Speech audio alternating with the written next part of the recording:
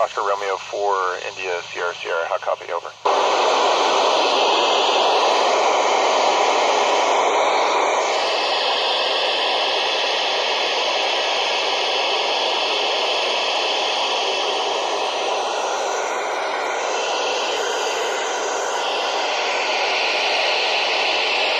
India, Kilo 1, Sierra Lima Delta. This is Oscar Romeo 4, India, Sierra, Sierra. How copy?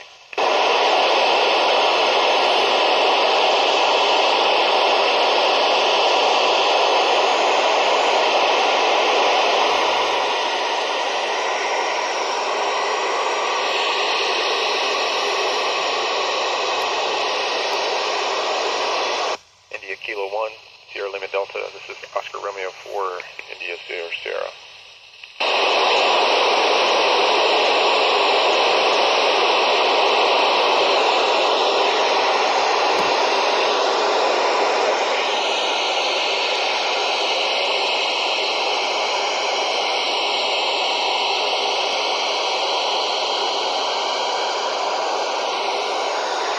India, Kilo 1, Sierra Lima Delta. This is Oscar Romeo 4, India, Sierra, Sierra. How copy?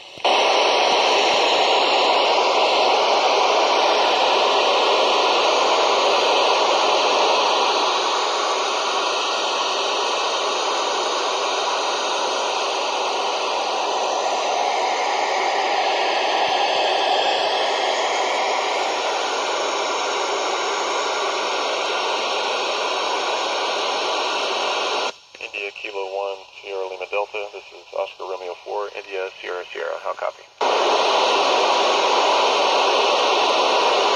Yeah, I've got you loud and clear. Over.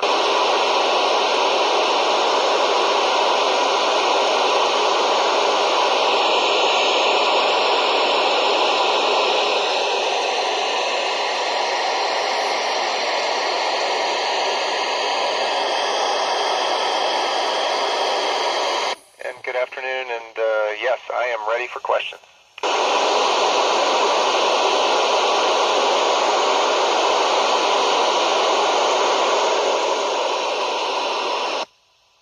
You know, I finished high school, and we require you to go to university and then also to get a master's degree. And that may seem like a lot of school, but really to be an astronaut, you spend your whole life learning and preparing.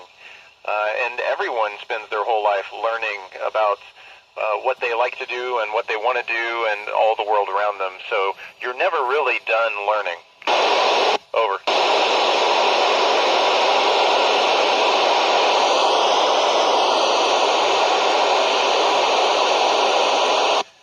Yes, we do follow normal time, but we work with control centers that are all over the globe, so we have to pick one time zone, and so we use Greenwich Mean Time. Over.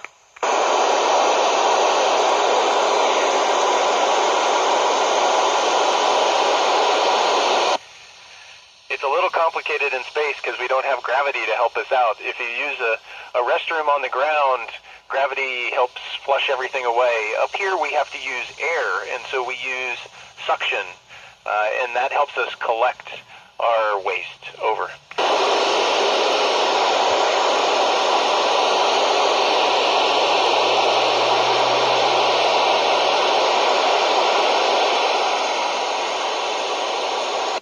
Floating in zero gravity, it's, you know, the closest thing I think it is like on the ground is maybe if you were in water, if you were floating in water. But unlike water up here, you know, I right now I'm floating, I'm not touching anything. If I push off of one wall with just a little bit of force, I can float to the other end of the space station. And so it's a lot of fun. I feel like I'm 5 years old and playing and doing somersaults all the time. Over.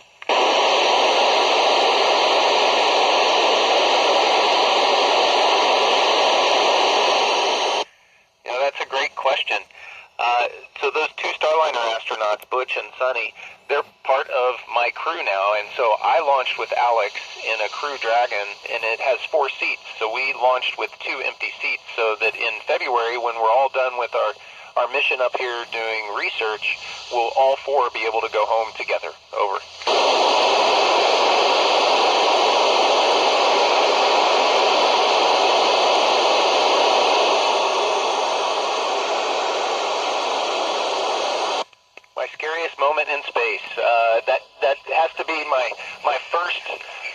first launch, we ended up, the rocket malfunctioned about 2 minutes into launch, and so we aborted right as my rocket was coming apart. So that was probably the scariest, but we came down to a nice parachute landing. I did bring a few souvenirs, little personal things that I'll take pictures of when I'm up here. And does space smell? Yeah, you know, when we connect a new vehicle to the space station, and you open those hatches, there's this metallic smell that is very distinct when you have a chance to smell something that's been exposed to the vacuum of space. Over.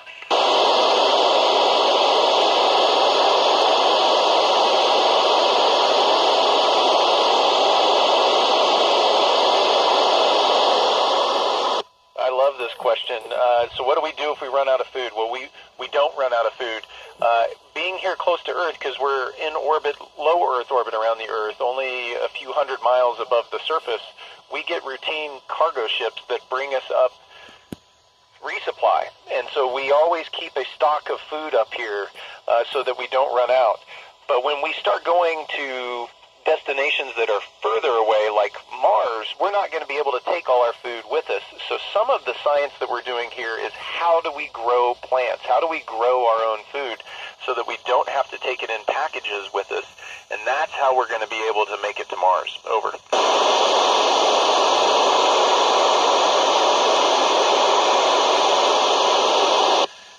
You know, we're pretty spoiled up here. We've got lots of connectivity. We can connect to the internet. I can see videos. I can talk to my family. I can do video conferencing with my family and friends, and you know, watch movies and TV. But without doubt, the most entertaining thing that I do is floating over to an open window and looking down on the Earth and just watching continents and oceans drift by below. Over.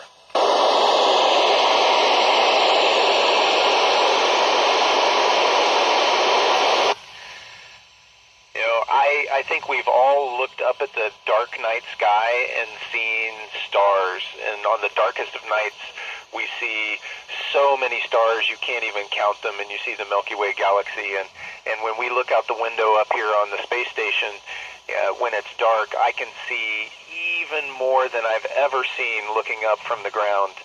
And so it's really hard for me to understand the limits of what I see. It just seems to go on and on forever. Over.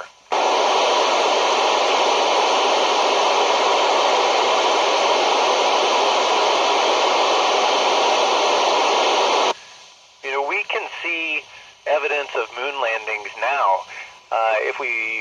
When we look at the surface of the moon and our previous landing sites with either satellites or telescopes from the ground. So our equipment is still there and the footprints are still there, but this time around when we go back, we're trying to go to the South Pole.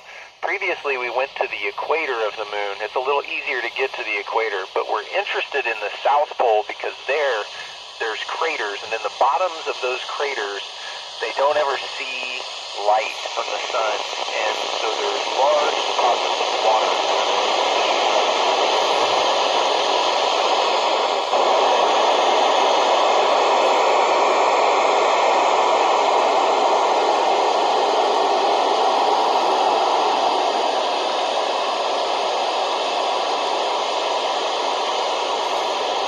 Yeah, you know, coming back, everything feels very heavy. You're strong because we lift weights up here every day, but your balance is a little off and everything just feels heavy. But in a couple weeks, you bounce right back. The human body is so amazing and adaptable. Over.